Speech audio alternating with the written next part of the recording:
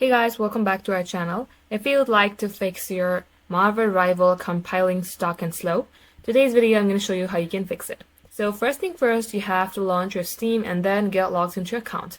Select library where you have saved or installed your Marvel Rivals. For instance, if this is your Marvel Rivals, right click onto it, select properties.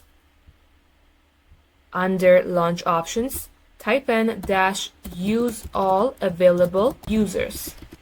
Once it is so, go ahead, click on updates. If you see any updation available for your Marvel Rivals, go ahead and update it. For that, set immediately download updates from these given options. And likewise, lastly, select installed files. Here select verify integrity of game files.